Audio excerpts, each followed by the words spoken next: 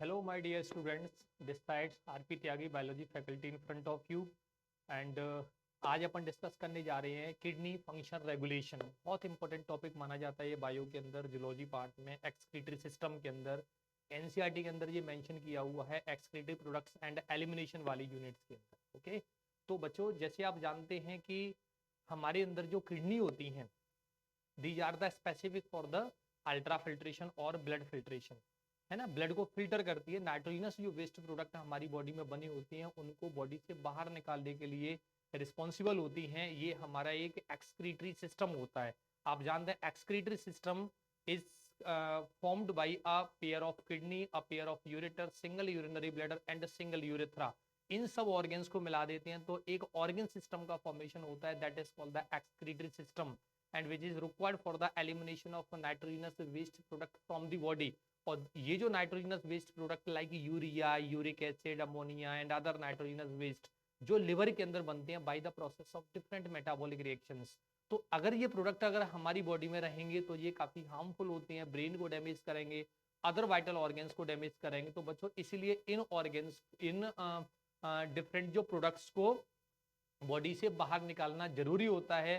तो वे ऑर्गन्स जो हमारी बॉडी में इन नाइट्रोजनस वेस्ट प्रोडक्ट्स को ब्लड से रिमूव करते हैं, एलिमिनेट करते हैं, उसको अपन एक्सक्रीटरी सिस्टम के नाम से जानते हैं। उन ऑर्गन्स को अपन किडनी के नाम से जानते हैं। फिल्टर ऑर्गन हमारी बॉडी में फिल्टर करने के लिए जो रिस्पॉन्सिबल होता है ना। और अगर मान लीजिएगा अल्ट्रा फिल्ट्रेशन यानी ब्लड फिल्ट्रेशन किडनी के द्वारा नहीं हो पाता है, in that condition urea level increasing in the blood circulation, blood के अंदर बच्चों यूरिया की मात्रा ज्यादा हो जाती है, that condition is the uraemia.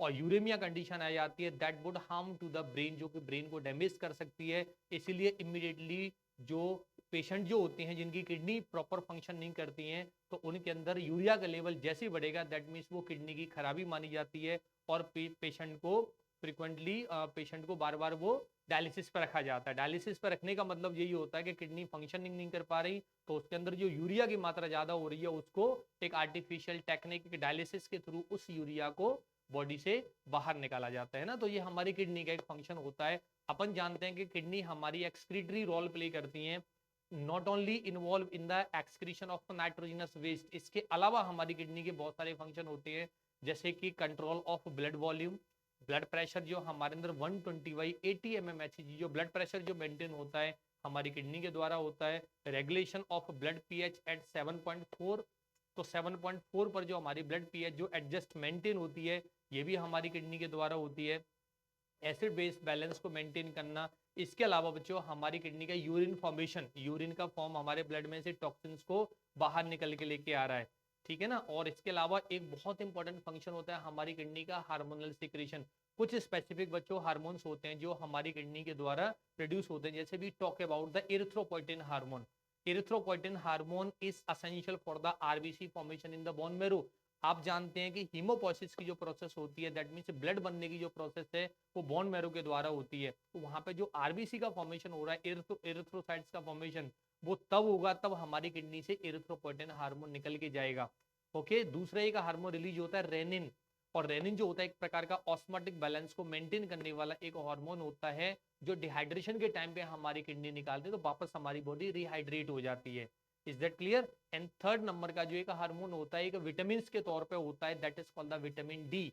Vitamin D के नाम से जानी जाती है। यही एक हार्मोनल विटामिन की तरह काम करती है और this vitamin is essential for the absorption of calcium from the small intestine and transporting the calcium towards bones and teeth for the calcification, यानी कैल्सिफिकेशन के लिए रिस्पॉन्सिबल होती है। तो अगर इसकी कमी पड़ जाती है तो बोन्स होती है वो कमजोर पड़ जाती हैं, ऑस्टियोआर्थराइटिस के चांसेस हो जाते हैं बच्चों, है ना। तो ये जो कंडीशन आते हैं बच्चों में, अगर विटामिन डी की कमी हो जाती है तो रिकेट्स एक डिजीज हो जाती है। तो यानी विटामिन डी को सिंथेसाइज करना भी हमारी किडनी का एक सिग्निफिकेंट रोल माना जाता है। तो हमारी किडनी के बच्चों मल्टीपल फंक्शंस होते हैं। कई लोग बच्चे जानते हैं कि किडनी का काम केवल वेस्ट प्रोडक्ट को बॉडी से बाहर निकालना ही होता है। इसके अलावा हमारी किडनी के बहुत सारे रोल होते हैं जैसे मैंने अभी आपको बताया था, जिसमें से अपन एक टॉपिक यहाँ पे पर्टिकुलर एक टॉपिक अपन लेके चलते हैं कि हमारी किडनी हमारे ऑस्मोटिक बैलेंस को कैसे मेंटेन करती है। जैसे अपन बात करते हैं कि हमारी किडनी होती है, our kidney taking participate actively involved in the process of osmotic balance, यानी ब्लड प्रेशर को मेंटेन करना, ब्लड वॉल्यूम को मेंटेन करना, प्रिवेंटिंग फ्रॉम द डिहाइड्रेशन, है ना, ब्लड पीएच को मेंटेन करना, ये सारी चीजें कैसे हमारे अंदर बैलेंस होती हैं। किसी का बीपी बढ़ जाता है, हमारी किडनी कंट्रोल कर देती है, बीपी कम हो गया, हमारी किडनी बढ़ा देती है। पूरी जो ऑस्मोटिक बैलेंस की, जो ऑस्मो रेगुलेशन की जो पावर होती है, वो हमारी किस तरह किडनी होती है वो किस तरीके से मेंटेन करती है, ये हमारे पास एक बहुत इंपॉर्टेंट एक टॉपिक माना जाता है। नीट पॉइंट ऑफ व्यू से अगर देखेंगे तो इस ये एक ऐसा टॉपिक है जिसमें से एक क्वेश्चन आपके नीट एग्जाम में आता ही आता है, घुमा फिरा के। हम इसको एक फ्लो चार्ट के हिसाब से ट्रिक के द्वारा पढ़ेंगे, न कि इसको एक नॉर्मली लैंग्वेज के द्वारा, किस तरीके से ये प्रोसेस होती है। How kidney functions get regulated by the different mechanism, कौन कौन सी मैकेनिज्म होती हैं जो हमारे अंदर बच्चों किडनी फंक्शंस को रेगुलेट करती हैं, उनको कंट्रोल करती है ना। तो आप याद रखिएगा यहाँ पे बच्चों 3 प्रकार की मैकेनिज्म होती हैं जो हमारे किडनी फंक्शंस के रेगुलेशन के लिए रिस्पॉन्सिबल मानी जाती हैं। There are 3 mechanism. यहाँ पे हमारा जो टॉपिक आएगा that is called the kidney function regulation. अपना जो बच्चों यहाँ पे टॉपिक है दैट इज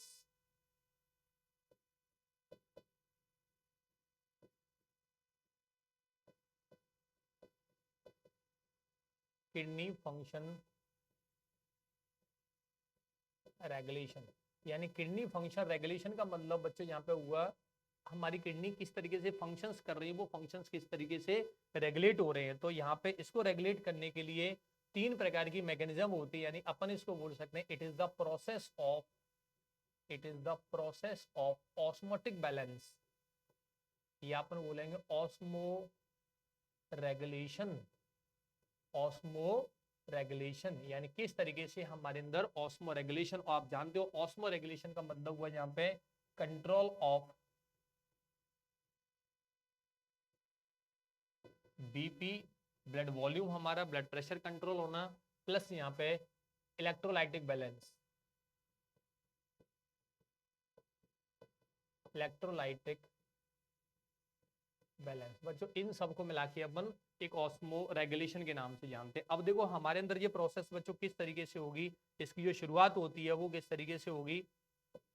सबसे पहले अपन ने बात की यहाँ पे 3 प्रकार की मैकेनिज्म होती हैं which are responsible for the osmotic balance. There are 3 mechanism या 3 प्रोसेस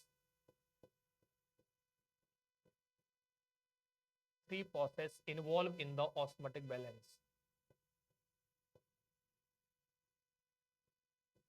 हमारे अंदर बच्चों ऑस्मोटिक बैलेंस के लिए 3 प्रकार की प्रोसेस होती हैं, आप बहुत अच्छी तरीके से याद रखिएगा। जिसमें से जो पहली जो प्रोसेस होती है, फर्स्ट नंबर की प्रोसेस होती है दैट इज कॉल्ड रास मैकेनिज्म। फर्स्ट जो प्रोसेस को अपन बोलेंगे RAAS मैकेनिज्म, रास मैकेनिज्म। सेकंड नंबर की जो प्रोसेस हमारी आती है that is called ADH mechanism, ADH mechanism. And third one process most important process होती है that is ANF mechanism. So there are 3 process straightforward for the process of osmotic balance. 3 process बच्चों हमारे अंदर यहाँ पे आती हैं। अब इसमें से सबसे पहले पर रास मैकेनिज्म की बात करेंगे। This is called renin angiotensin aldosterone system mechanism. इस मैकेनिज्म को अपन बोलेंगे renin angiotensin aldosterone system mechanism. ADH mechanism को अपन anti diuretic hormonal mechanism, anti diuretic hormonal mechanism. याद रखिए बच्चों एंटी डायूरेटिक हार्मोनल मैकेनिज्म। और तीसरे नंबर की होती है ANF जिसको अपन बोलते हैं आर्ट्रियल नेट्री यूरेटिक फैक्टर मैकेनिज्म। तो बच्चों ये जो पार्ट होता है हम इसको एक ट्रिक के साथ सॉल्व करेंगे, पूरे एक फ्लो चार्ट बनाएंगे यहाँ पे, जिससे हमें क्लियर हो जाएगा कि हमारे अंदर किस तरीके से बॉडी मेंटेन हो रही है, वाटर का कंजर्वेशन किस तरीके से हो रहा है, हमें डिहाइड्रेट नहीं हो पा रही हमारी बॉडी, और हमारी किडनी हमें मेंटेन कर पा रही है ना। तो ये पॉइंट अपन एक एक करके बच्चों डिस्कस करेंगे। तो सबसे पहले हमारी जो मैकेनिज्म आती है दैट इज कॉल्ड रास mechanism. First process of osmotic balance that is called रास मैकेनिज्म। रास mechanism stand for rennin angiotensin aldosterone system pathway mechanism, जो कि एक बहुत क्रूशियल मैकेनिज्म मानी जाती है, डिहाइड्रेशन से हमें बचाती है, सबसे पहले अपन यहाँ पे अपन बात करेंगे फॉर एग्जाम्पल जैसे डिहाइड्रेशन, कोई पर्सन को पहले बच्चों यहाँ पे डिहाइड्रेशन हुआ, आप जानते हो डिहाइड्रेशन का मतलब हुआ पानी की कमी, loss of water, loss of water, यानी किसी के अंदर बच्चों पानी की कमी हो जाती है, लॉस ऑफ वाटर हुआ, डिहाइड्रेशन, दैट मीन्स उस कंडीशन में उसका ब्लड वॉल्यूम होता है वो decrease, blood volume and blood pressure, blood volume और उसका जो ब्लड प्रेशर होता है बच्चों वो डिक्रीज होगा जब बॉडी के अंदर पानी की कमी आ जाती है, तभी तो हार्ट बीट बढ़ती है, जिससे सर्कुलेशन थोड़ा सा होता रहे बॉडी के अंदर, नहीं तो आदमी बेहोश हो जाएगा, अनकॉन्शियस हो जाएगा।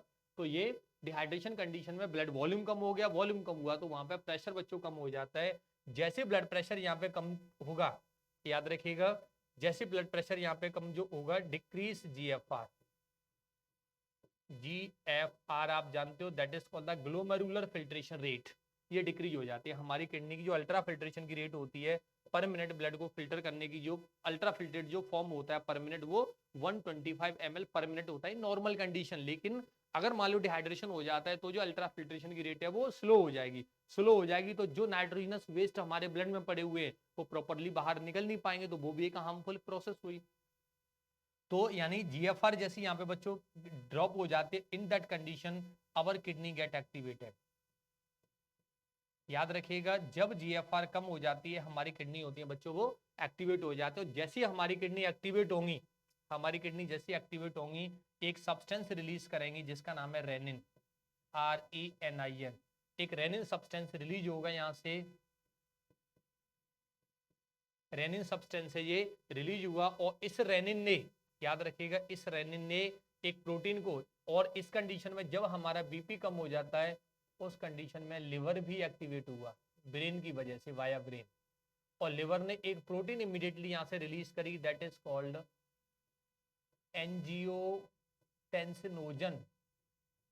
एक प्रोटीन यहां से रिलीज होगी जिसको अपन बच्चों एंजियोटेंसिनोजन के नाम से जानते हैं। एंड दिस एंजियोटेंसिनोजन प्रोटीन, याद रखिएगा एक इनएक्टिव प्रोटीन होती है यहाँ पर, this is totally inactive, liver से प्रोड्यूस होते हैं, लिवर से दो प्रकार की प्रोटीन से प्रोड्यूस होती हैं which are specific for the osmotic balance. एक एल्बुमिन प्रोटीन होती है जो डायरेक्टली ऑस्मोटिक बैलेंस को मेंटेन करने के लिए जरूरी होती है, ब्लड प्लाज्मा की मोस्ट अबंडेंट सबसे ज्यादा प्रोटीन मानी जाती है।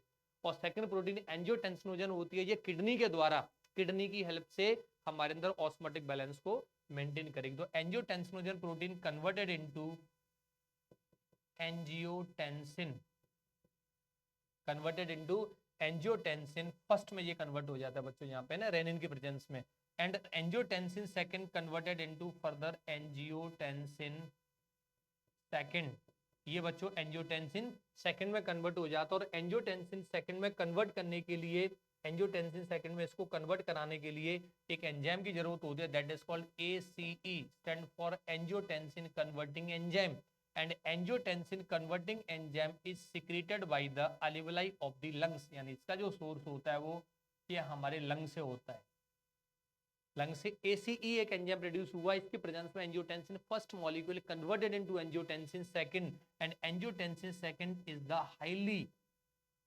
एक्टिव वैसोकॉन्स्ट्रिक्टर, हाईली एक्टिव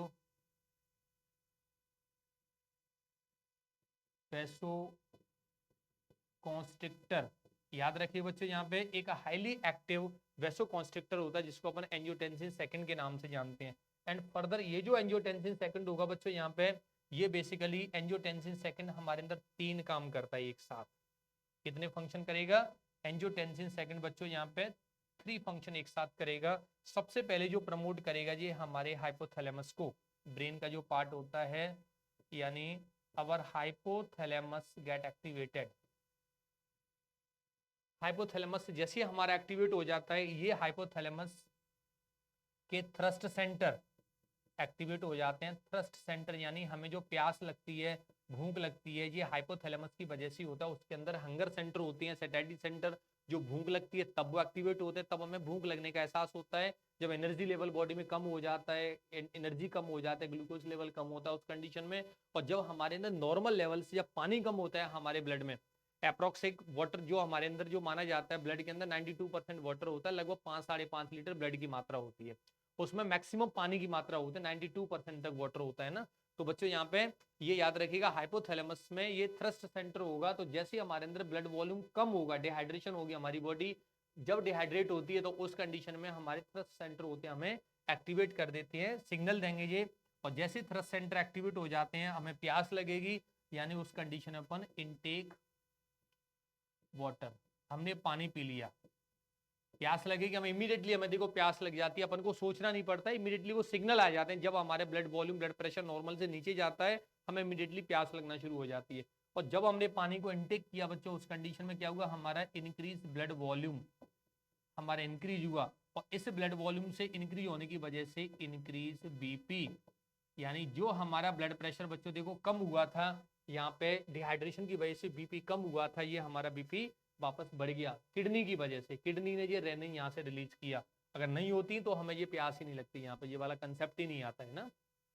तो बच्चों ये किडनी का ये कॉन्सेप्ट। दूसरी चीज अपन यहाँ पे बच्चों याद करेंगे कि मान लीजिएगा अगर फॉर एग्जाम्पल हमें पानी नहीं मिला, 1% अपन ये सोच लेते हैं, हमें मान लीजिए पानी नहीं मिला, फिर भी आप देखो कितनी भी अगर आपको थ्रस्ट कंडीशन है, प्यास लग रही है, 2-3 घंटे अगर हमें पानी नहीं मिलेगा तो ऐसा तो है नहीं कि कोई अनकॉन्शियस हो जाएगा, बेहोश हो जाएगा, मर जाएगा। एक तरीका और होता है हमारी बॉडी के पास में, यानी angiotensin second, it stimulate the heart. ये बच्चों हार्ट को एक्टिवेट कर देगा। एंजियोटेंसिन सेकंड एक प्रकार का वैसोकॉन्स्ट्रिक्टर होता है, और बच्चों ये वैसोकॉन्स्ट्रिक्टर हमारे हार्ट को एक्टिवेट करेगा। और जैसे हमारा हार्ट एक्टिवेट होगा, कार्डिक इंपल्स होंगी वो इंक्रीज हो जाती है, फास्टर द कार्डिक रेट है ना, जिसकी वजह से इंक्रीज हार्ट बीट, एच भी लिख देता हूं मैं शॉर्ट में, यानी हार्ट बीट इंक्रीज होंगी। और जब हार्ट बीट इंक्रीज होंगी तो ब्लड प्रेशर होगा वो ऑटोमेटिकली राइज होगा, बढ़ेगा, यानी हार्ट बीट बढ़ने से वो बीपी फिर बढ़ जाता है, जिससे डिहाइड्रेशन तो हो गया, लेकिन हार्ट बीट बढ़ा दी, जिससे हमारी बॉडी ऑर्गन्स की तरफ ब्लड जाता रहे। तो देखो एक दूसरा तरीका ये होता है। तीसरा पॉइंट आप याद रखिएगा कि बाई चांस अगर हमारे पास जैसे किसी के हार्ट में कॉम्प्लिकेशंस हैं, तो तीसरी चीज हमारे अंदर और एक शुरू हो जाती है, हमारे एड्रीनल जो ग्लैंड होती है किडनी के चारों तरफ, जैसे हमारी ये किडनी है बच्चों, यहाँ पे for example this one is kidney, और इस किडनी के ऊपर एक देखो ये ग्लैंड पाई जाते हैं, this gland is known as the adrenal gland, याद रखिएगा। तो बच्चों ये जो एड्रीनल ग्लैंड होती है, ये ऊपर ये एड्रीनल ग्लैंड हमारी किडनी के ऊपर जो पाई जाती है, ये ग्लैंड एक्टिवेट हो जाती है, this is called the adrenal gland. Adrenal gland का ऑस्मोटिक बैलेंस में बहुत बड़ा योगदान होता है, याद रखिएगा। तो एड्रीनल ग्लैंड जैसे यहाँ पे एक्टिवेट हो जाते हैं, एड्रीनल ग्लैंड्स का भी ऊपर का part that is called the adrenal cortex gate activated, और जैसे यहाँ पे एड्रीनल कॉर्टेक्स एक्टिवेट होगा बच्चों, एक यहाँ से हार्मोन रिलीज करेगा, एक हार्मोन यहाँ से निकलेगा दैट इज कॉल्ड एल्डोस्टेरोन।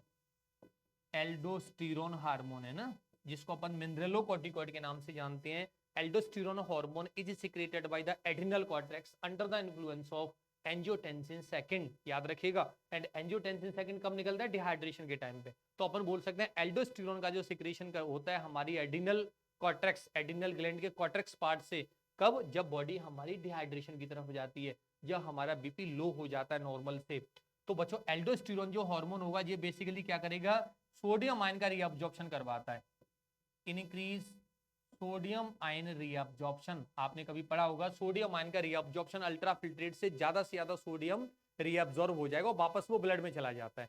और increasing the level of sodium in the blood circulation increases the blood pressure, BP को बढ़ाता है सोडियम। तभी तो अपन बोलते हैं नमक ज्यादा खाने से बीपी बढ़ जाता है, क्योंकि नमक में सोडियम क्लोराइड है, सोडियम कंटेंट जब ज्यादा जाते हैं तो ये वाटर को कंजर्व करता है सोडियम आयन, और इसकी वजह से ब्लड वॉल्यूम बढ़ेगा, ब्लड वॉल्यूम बढ़ेगा तो हमारा ब्लड प्रेशर होता है वो बढ़ जाता है। इसलिए हाइपरटेंशन वाले जो पेशेंट होते हैं उनसे बोला जाता है कि आप खाने में नमक कम कर दीजिएगा, क्योंकि नमक ज्यादा लेंगे तो वो ब्लड प्रेशर को बढ़ाएगा, है ना, क्योंकि हमारी किडनी अपने आप वैसे ही रीअब्सॉर्ब करती हैं, ऊपर से हमने नमक और ज्यादा खा लिया तो ब्लड प्रेशर को बढ़ा देता है बच्चों, है ना।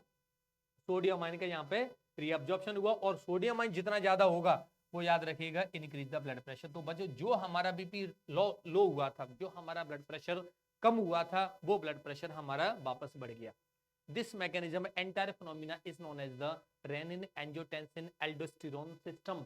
Rennin angiotensin aldosterone system mechanism, is that clear. तो अब मैं आपको एक बार और रिपीट कर देता हूं, in the condition of dehydration, जब हमारी बॉडी डिहाइड्रेट हो जाती है उस कंडीशन में ब्लड प्रेशर फॉल्स, बीपी गिर जाता है, एंड ब्लड प्रेशर गिरने की वजह से जो ग्लोमेरुलर फिल्ट्रेशन जो रेट होती है, अल्ट्रा फिल्ट्रेशन की रेट होती है, ये भी ड्रॉप हो जाती है। In that condition our kidney get activated and start producing the renin, एक हार्मोन की तरह मॉलिक्यूल होता है। And this renin, in the presence of renin, angiotensin protein which is present as inactive form and secreted by the liver during the dehydration gets converted into angiotensin first in the presence of renin. Is that clear? And angiotensin first, angiotensin second में convert हो जाती है ACE angiotensin converting enzyme की presence में, और ये यहाँ पर बच्चों एंजियोटेंसिन सेकंड बनेगा एक हाईली वेसो कॉन्स्ट्रिक्टर मॉलिक्यूल। और आप जानते हो those molecule which constrict the blood vessels and muscles are called the vasoconstrictor. ये किसी न किसी चीज को प्रमोट करने वाले होते हैं, और कुछ मॉलिक्यूल जो रिलैक्स करते हैं उनको अपन वेसो डायलेटर के नाम से जानते हैं, जैसे कि स्टामिनिक वेसो डायलेटर होता है। तो बच्चों उसके अपोजिट में ये काम करेगा, है ना, vasoconstrictor. Firstly it promote the hypothalamus, thereby thirst centre get activated, जिसकी वजह से हम पानी पिएंगे और हमारा ब्लड वॉल्यूम बढ़ेगा, क्योंकि हम जो पानी पीते हैं वो हमारी जीआई ट्रैक्ट, गैस्ट्रोइंटेस्टिनल ट्रैक्ट में गया, स्टमक इंटेस्टाइन के अंदर, and this absorb into the blood circulation. पानी होता है वो ब्लड में एब्जॉर्ब हो जाता है, और जब नॉर्मल से ज्यादा हमने पानी पी लिया तो ज्यादा जो पानी होता है उसको भी हमारी किडनी फिल्ट्रेट के द्वारा बाहर निकाल देते हैं, यूरिनेशन के थ्रू वो पानी निकलता भी रहता है।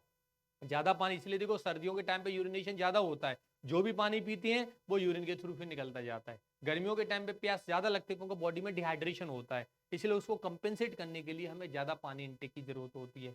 ठीक है बच्चों, तो ये कंडीशन होती है, entire phenomena is known as the RAS mechanism. अब मैं आपको इसी में एक प्रोसेस और मैं ऐड करता हूँ। फर्स्ट मैकेनिज्म हमारी थी बच्चों रास मैकेनिज्म, और सेकेंड जो मैकेनिज्म होगी इसी के अंदर मैं आपको ऐड करके बताऊंगा जिससे आपको याद हो जाएगा। Second mechanism is known as the ADH mechanism.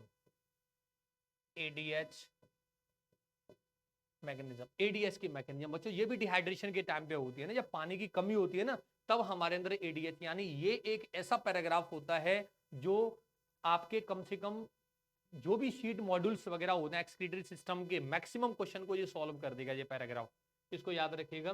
तो एडीएच का मतलब होता है एंटी डायूरेटिक हार्मोन, आपने नाम सुना होगा वैसोप्रेसिन हार्मोन, उसी को अपन बोलते हैं एंटी डायूरेटिक हार्मोन।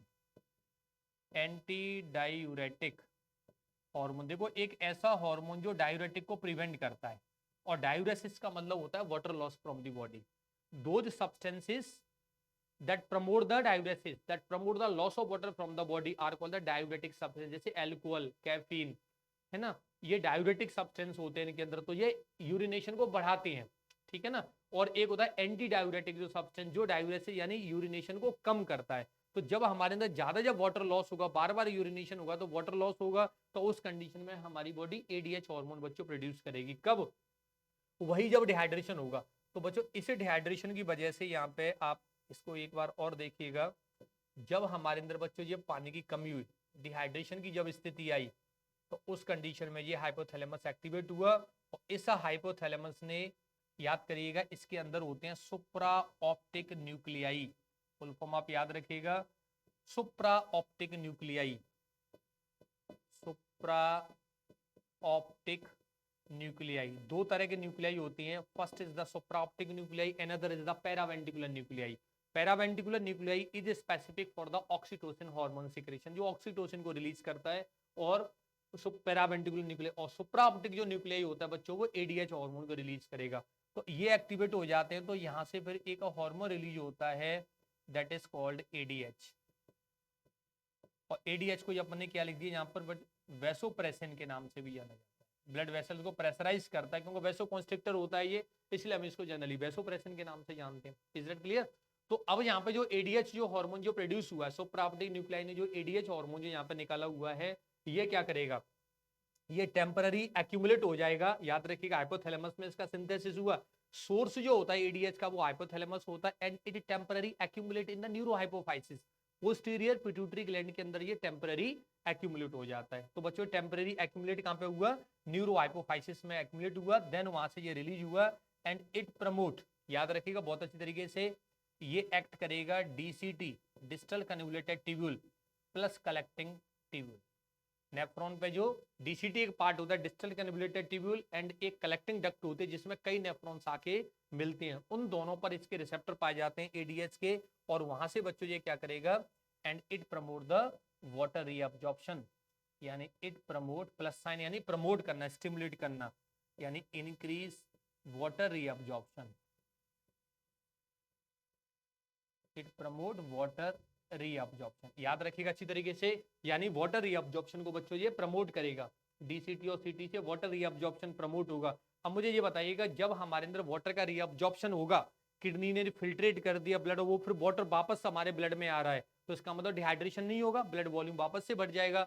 तो बच्चों इसकी वजह से ये क्या करेगा, इंक्रीजिंग द ब्लड वॉल्यूम, और ब्लड वॉल्यूम जब यहाँ पे इंक्रीज हो जाएगा तो इसकी वजह से इंक्रीज ब्लड प्रेशर, यानी जो बीपी जो कम हुआ था यहाँ पे, वो देखो नॉर्मली हमारे अंदर फिर वो कंपेंसेट हो गया।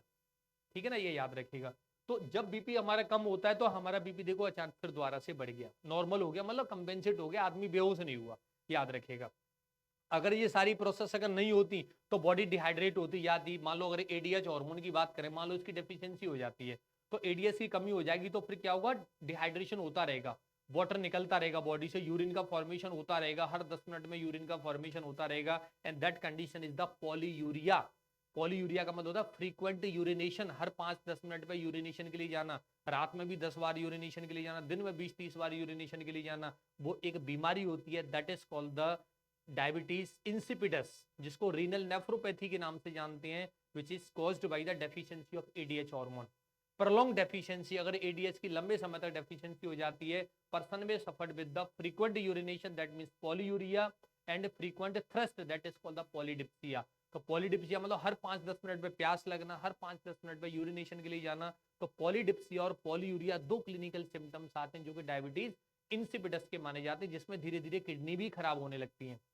रीनल नेफ्रोपैथी के नाम से इसलिए इस बीमारी को बोलते हैं, या डायबिटीज इंसिपिडस। वो वाली डायबिटीज मन समझिएगा, ग्लूकोज वाली, शुगर वाली डायबिटीज अलग होती है।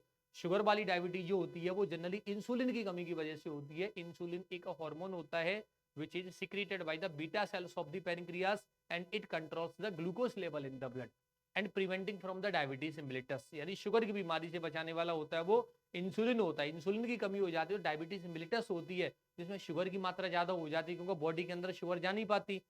शुगर यानी ग्लूकोज जो होता है वो ग्लूकोज एब्जॉर्ब नहीं हो पाता सेल्स और टिश्यू के द्वारा, ब्लड में उसकी मात्रा बढ़ती चली जाती है, बॉडी वीक पड़ती चली जाती है, क्योंकि वो यूज ही नहीं हो पा रहा है ग्लूकोज, और ग्लूकोज का लेवल बढ़ता चला जा रहा है। That condition is the diabetes मिलिटस, जिसमें दो क्लिनिकल सिम्टम्स आते हैं, glycosuria and ketonuria. Glycosuria that means loss of glucose in the urine, sugar का लॉस होता है यूरिन के साथ, और कीटोन्यूरिया मतलब कीटोन बॉडीज का भी लॉस होता है बच्चों, तो वो डायबिटीज मिलिटस होती है। एंड एडीएच हार्मोन से रिलेटेड जो डायबिटीज होती है that is called diabetes insipidus. तो अपन बात करेंगे यहाँ पे डायबिटीज इंसिपिडस में प्रोलॉन्ग डिहाइड्रेशन होता जाता है, बॉडी डिहाइड्रेट होती जाती है, डिहाइड्रेट होती जाती है, that condition is the diabetes insipidus, जो कि एडीएच की कमी की वजह से होती है। तो अपन बोल सकते हैं यहाँ पे कि बच्चों एडीएच हार्मोन होता है वो बहुत इंपॉर्टेंट हार्मोन होता है हमारे ऑस्मोटिक बैलेंस के लिए, ऑस्मो रेगुलेशन को बनाए रखने के लिए बहुत इंपॉर्टेंट एक हार्मोन माना जाता है। Is that clear? तो ये हमारी मैकेनिज्म देखो दो हो गई, जो डिहाइड्रेशन हुआ था वापस हमारी कंडीशन रिहाइड्रेशन में बदल गई। एक चीज बच्चों और याद रखिएगा, ज्यादा जब बीपी बढ़ जाता है, अब मान लो हमारा बीपी हमने ज्यादा बढ़ा दी, बीपी अब बढ़ गया, नॉर्मली बीपी बढ़ गया, अब क्या होगा, वो नॉर्मल पे आएगा। ज्यादा बीपी बढ़ेगा फिर वो नॉर्मल पे आएगा। याद रखिएगा 10 मिनट के लिए, 1 घंटे के लिए, 2 घंटे के लिए किसी का बीपी बढ़ना वो बीमारी नहीं मानी जाती, this is not hypertension. Hypertension का मतलब होता है प्रलॉन्ग कंसिस्टेंटली जब बीपी किसी का हाई है तब हम उसको हाइपरटेंशन बोलेंगे, और लो बीपी है तो उसको अपन हाइपोटेंशन बोलेंगे, लो ब्लड प्रेशर, वो बीमारी में कंसीडर किया जाएगा। थोड़े टाइम के लिए कम ज्यादा हो जाता है, जैसे आपने अगर दौड़ लगाई या कोई डर लग रहा है या कोई ऐसी कोई चीज खा ली, कभी कभी बीपी बढ़ जाता है, 10-15 मिनट के बाद फिर वो कंट्रोल स्थिति में आ जाता है ना। या मान लो हमने पानी नहीं पिया, लंबे समय तक पानी नहीं पिया, बॉडी में डिहाइड्रेशन हुआ पड़ा है, तो ब्लड प्रेशर गिर जाता है। जैसे डेंगू पेशेंट के अंदर देखो उसका ब्लड प्रेशर क्यों गिर गया, क्योंकि डिहाइड्रेशन हुआ। डिहाइड्रेशन क्यों हुआ, उसके अंदर पानी की कमी क्यों आई, क्योंकि प्लेटलेट्स की संख्या होती है वो एकदम से गिर जाते हैं, और प्लेटलेट्स जो होती हैं playing important role in the osmotic balance. Blood coagulation के अलावा जो उनका इंपॉर्टेंट फंक्शन होता है वो ऑस्मोटिक बैलेंस का होता है, ब्लड प्रेशर ब्लड वॉल्यूम को मेंटेन करती है हमारी प्लेटलेट्स। जब उनकी संख्या ड्रॉप हो जाती है, उनकी काउंट एकदम से ड्रॉप होती है, पर्सन में suffered with the severe dehydration. Dehydration चलता रहता है बॉडी के अंदर, डिहाइड्रेशन इसलिए डॉक्टर बोलते हैं ज्यादा से ज्यादा फ्लूइड इनटेक करो, ज्यादा से ज्यादा फ्लूइड लेंगे तो वो डिहाइड्रेशन कंडीशन रिहाइड्रेशन में बदल जाती है, पेशेंट एकदम नॉर्मल हो जाता है। और पानी अगर नहीं पिएंगे, अगर ज्यादा लिक्विड अगर डाइट अगर नहीं लेंगे तो वो कंडीशन सीवियर में बदल जाएगी। ठीक है बच्चों, तो ये पॉइंट याद रखिएगा। अब देखो यहाँ पे हमारे अंदर ये क्या था, ये मैकेनिज्म है ना, रास मैकेनिज्म, एडीएस मैकेनिज्म। सेकंड जो थर्ड नंबर की जो मैकेनिज्म होती है बच्चों यहाँ पे, this is called the ANF mechanism. ANF mechanism, ANF की जो प्रोसेस होती है, आर्ट्रियल नाइट्रियूरेटिक फैक्टर मैकेनिज्म, एक प्रकार का बच्चों एएनएफ हार्मोन होता है।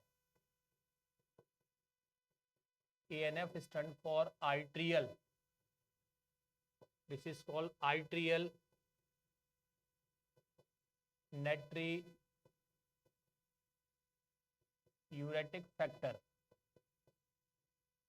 आर्ट्रियल नाइट्रियूरेटिक फैक्टर एक हार्मोन होता है यहाँ पे। आर्ट्रियल का मतलब बच्चों ये हार्ट की वॉल से प्रोड्यूस होता है, ऑरिकल से प्रोड्यूस होता है।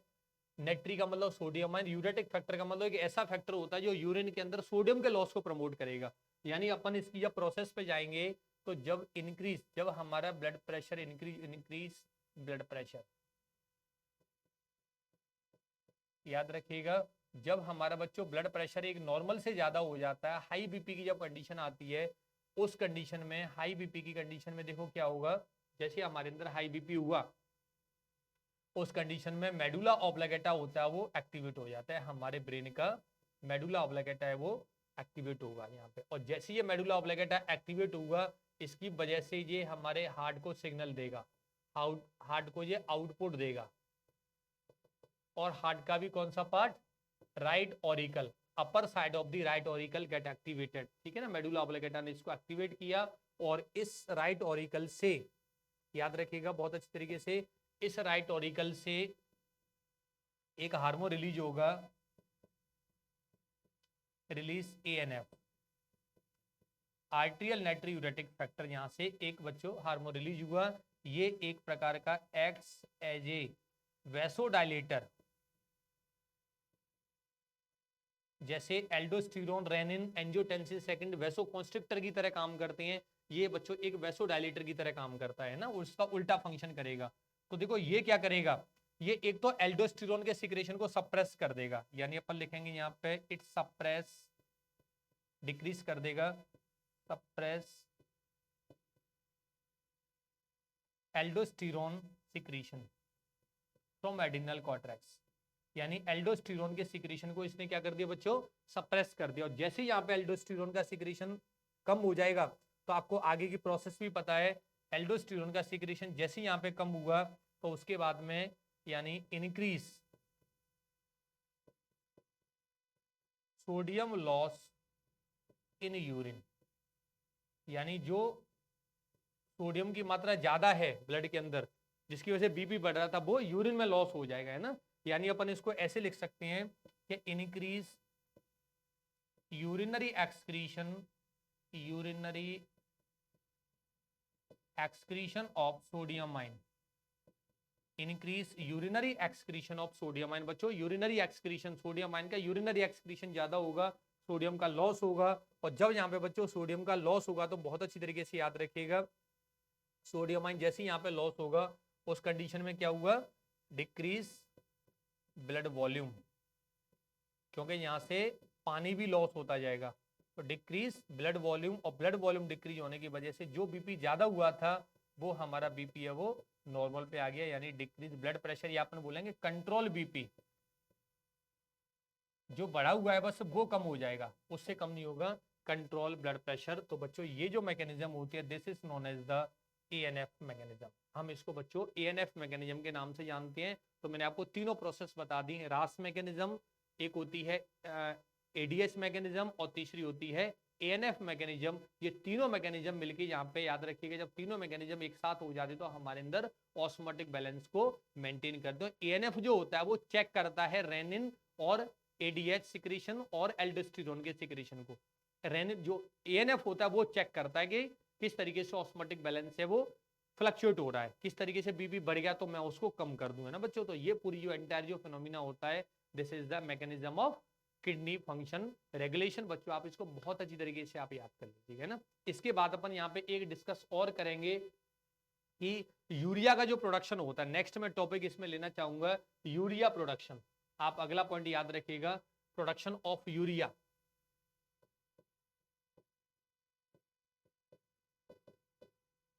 Production of urea. अब देखो हमारे अंदर जो बच्चों यूरिया बनता है वो हमेशा याद रखिएगा वो लिवर में यूरिया बनता है, लेकिन उसका जो एक्सक्रीशन होता है वो हमारी किडनी के द्वारा होता है ना, यूरिया साइकिल। ये एक साइकिल होती है, this is called the urea cycle, या हम इसको बच्चों एक और नाम से जानते हैं क्रेब्स एंसिलेट साइकिल, एक साइंटिस्ट ने दी हुई थी, क्रेब्स एंसिलेट साइकिल। बच्चों याद रखिएगा यूरिया साइकिल है ना, कहाँ से यूरिया का प्रोडक्शन हमारे अंदर किस तरीके से होता है, सोर्स ऑफ यूरिया हमारे लिवर के द्वारा ही यूरिया बनेगा, किडनी हमारी इसको फिल्ट्रेट करेंगी, हमारे ब्लड के से अलग करेंगे।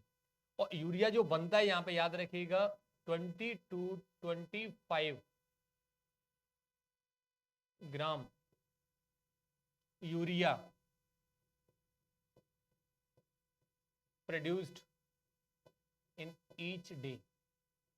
एक दिन में बच्चों इतना यूरिया का जो मात्रा होती है वो बनी रहे। तो यूरिया एक पीएच इंडिकेटर की तरह भी काम करता है, नो डाउट ये एक प्रकार का ऑस्मो रेगुलेटरी सब्सटेंस भी होता है ना, लेकिन जब ज्यादा यूरिया हो जाता है तो हमारे लिए ये नुकसानदायक होता है, तो किडनी के द्वारा इसको बाहर निकलना जरूरी होता है। यूरिया साइकिल अब देखो हमारे अंदर कैसे हो गई। सबसे पहले अपन बात करेंगे ग्लूकोज के ऑक्सीडेशन से बच्चों हमारे अंदर CO2 आई, increase CO2 level, plus amino acid का डीएमिनेशन हो जाता है, तो बच्चों अमोनिया यहाँ से आ जाती है। अमोनिया जो गैस आती है by the deamination of amino acid. जैसे कि आप जानते हो कि हमारे लिवर में कार्बोहाइड्रेट्स होती हैं वो ग्लाइकोजन के फॉर्म में स्टोर होती है, लिपिड्स होती है वो ट्राइग्लिसराइड के फॉर्म में होती है, प्रोटीन्स हमारे लिवर में कभी भी स्टोर नहीं होती, जितनी प्रोटीन्स है उनका यूटिलाइजेशन हो जाता है, और अगर ज्यादा अगर प्रोटीन पहुंचेगी तो उसका डीएमिनेशन हो जाता है, ब्रेक डाउन हो जाता है अमीनो एसिड का, है ना, कभी भी स्टोर नहीं होते। तो जैसे ही अमीनो एसिड का ब्रेक डाउन होगा, यहाँ पे डीएमिनेशन होगा, तो बच्चों अमोनिया गैस वहां से बन जाते हैं, which is highly toxic nitrogenous waste.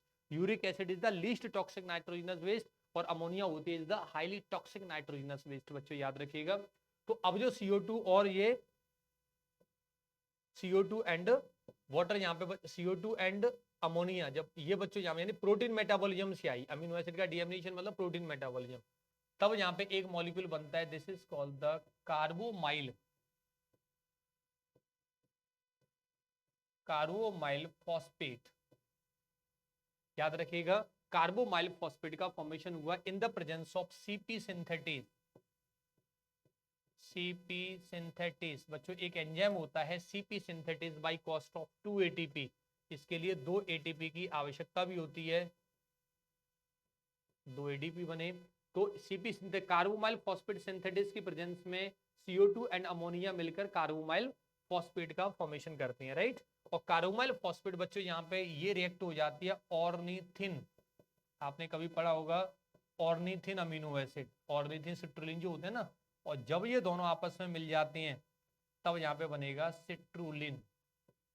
याद रखिएगा एक सब्सटेंस बना, सिट्रुलिन बना, और सिट्रुलिन बनाने के लिए यहाँ पे एक एस्पार्टिक एसिड भी यूज हो जाता है, ASP, that is called aspartic acid भी यहाँ पे यूज हो जाएगा ना, याद रखिएगा। और यहाँ पर जो एक एंजाइम होता है that is called ornithine transcarbamylase, ornithine transcarbamylase, ornithine transcarbamylase का यहाँ पे इसकी प्रेजेंस में ये सिट्रुलिन बन गया। एंड आगे जाके अगर हम बात करेंगे बच्चों, तो ये जो सिट्रुलिन होता है, दिस सिट्रुलिन कन्वर्टेड इनटू आर्जिनो सक्सिनिक एसिड। ये बच्चों आर्जिनो सक्सिनिक एसिड में कन्वर्ट हुआ, और आर्जिनो सक्सिनिक एसिड में कन्वर्ट करने के लिए यहाँ पे एंजाइम होता है दैट इज कॉल्ड आर्जिनो सक्सिनेट सिंथेटेज। आर्जिनो सक्सिनेट सिंथेटेज एंजाइम के प्रेजेंस में सिट्रुलिन कन्वर्टेड इनटू आर्जिनो सक्सिनिक एसिड, एंड आर्जिनो सक्सिनिक एसिड जो फाइनली बच्चों जो होता है यहाँ पे ये कन्वर्ट होगा यहाँ पे आर्जिनिन के अंदर, आर्जिनिन, और यहाँ से जो फ्यूमरिक एसिड होता है वो अलग हो जाता है यहाँ से। और एक एंजाइम यहाँ पे जो आएगा उस एंजाइम को बच्चों यहाँ पे बोलेंगे आर्जिनोसक्सिनेज। इस एंजाइम का नाम क्या है, आर्जिनोसक्सिनेज एंजाइम के प्रेजेंस में आर्जिनोसक्सिनिक एसिड कन्वर्टेड इनटू आर्जिनिन, और बच्चों इसके बाद में ये आर्जिनिन जो होता है ये डिसोसिएट हो जाता है, इसका डिसोसिएशन होगा, एक एंजाइम आएगा, this is called the arginase. ये एंजाइम इस आर्जिनिन को डिसोसिएट कर देता है, जिसकी वजह से ऑर्निथिन अलग हो गया, एंड ऑर्निथिन यहाँ पे रीयूज हो जाता है दूसरी साइकिल में, याद रखिएगा। और यहाँ से बच्चों यूरिया जो होता है ये यूरिया अलग हो गया हमारे लिवर में, ठीक है ना। और ये जो प्रोसेस हो रही है इन लिवर, इन लिवर, तो बच्चों लिवर के अंदर यहाँ पे ये hepatic when, hepatic when carry the maximum amount of urea. याद रखिएगा सबसे ज्यादा यूरिया हमारी बॉडी में कौन सी ब्लड वेसल के अंदर होता है, हेपेटिक वेन के अंदर, और minimum amount of urea, least amount of urea present in the renal vein, है ना। हेपेटिक वेन में सबसे ज्यादा, रीनल वेन में सबसे, क्योंकि किडनी से फिल्टर होकर ब्लड आ रहा है वहां पे, तो इसलिए यूरिया की मात्रा कम है। ये बच्चों यहाँ पे यूरिया का प्रोडक्शन, देन यहाँ से अब यूरिया ये आउटसाइड बाहर आ जाएगा, आउटसाइड टू लिवर, ये बच्चों लिवर से बाहर आ गया, और ये फाइनली जाके किस में पहुंच गया, वेना केवा। और वेना केवा से होते हुए आगे चलते हुए क्रॉस होते हुए पूरे ब्लड बॉडी से क्रॉस होते हुए फिर ये यूरिया जो, यानी वेना केवा से हमारे राइट ऑरिकल में गया, राइट ऑरिकल से लेफ्ट वेंट्रिकल, राइट ऑरिकल से राइट वेंट्रिकल, उसके बाद में पल्मोनरी आर्टरी, पल्मोनरी आर्टरी से हमारे लंग्स में, लंग्स से pulmonary vein, then left auricle, then left ventricle, then aorta, aorta के बाद में फिर हमारी रीनल वेन आ जा, रीनल आर्टरी, और रीनल आर्टरी से रीनल आर्ट्रियोल, और देन उसके बाद में किडनी के अंदर बच्चों ये एंटर कर गया, और ये किडनी के अंदर चला गया हमारे ब्लड के द्वारा, ब्लड का काम ट्रांसपोर्टेशन होता ही है। और बच्चों उसके बाद में इसका bye the process of ultra filtration by kidney, जब किडनी ने बच्चों इसका अल्ट्रा फिल्ट्रेशन कर दिया, देन ये बॉडी से बाहर निकल गया, यानी ब्लड होता है वो प्यूरिफाई हो गया। तो बच्चों ये जो प्रोसेस होती है, this is the process of और सिंथेसिस ऑफ यूरिया साइकिल। तो हमने किडनी फंक्शन रेगुलेशन को भी डिस्कस कर लिया, और हम इसके अलावा जो हमारे अंदर यूरिया का प्रोडक्शन जो हो रहा है, जिसको हमारी किडनी बाहर निकालेंगे, तो वो बच्चों यूरिया का जो प्रोडक्शन होता है वो किस तरीके से होता है। तो ये आप रिएक्शन याद, ये यूरिया साइकिल होती है पूरी, है ना। यूरिक एसिड की जब अपन बात करेंगे, एक पॉइंट और यहाँ पे याद कर लीजिएगा, यूरिक एसिड कैसे बनेगा। यूरिक एसिड जो कि बहुत कम टॉक्सिक होता है, बहुत ज्यादा नहीं होता, अगर इसका मात्रा ज्यादा भी हो जाते तो कोई ज्यादा हार्मफुल नहीं होता, ज्यादा से ज्यादा जॉइंट पेन वगैरह शुरू हो जाता है, गाउट या अर्थराइटिस हो जाता है।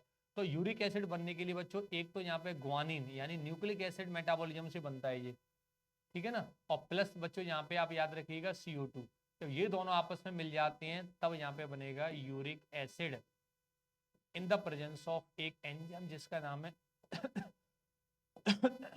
Xanthine oxidase. इस प्रेजेंस में मोलिब्डेनम डिपेंडेंट एक एंजाइम होता है, ज़ैंथीन ऑक्सीडेज की प्रेजेंस में ग्वानिन CO2 मिलकर बच्चों यूरिक एसिड बना देते हैं। और यूरिक एसिड होता है वो बहुत ज्यादा टॉक्सिक नहीं होता, ठीक है ना, लीस्ट टॉक्सिक।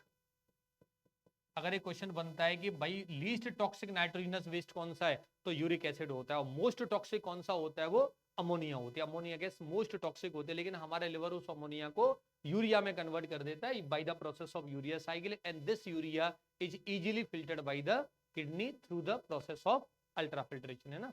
अब देखो लीस्ट टॉक्सिक, अगर इसका एक्यूमुलेशन हो गया, एक लाइन याद रखिएगा, increase level of uric acid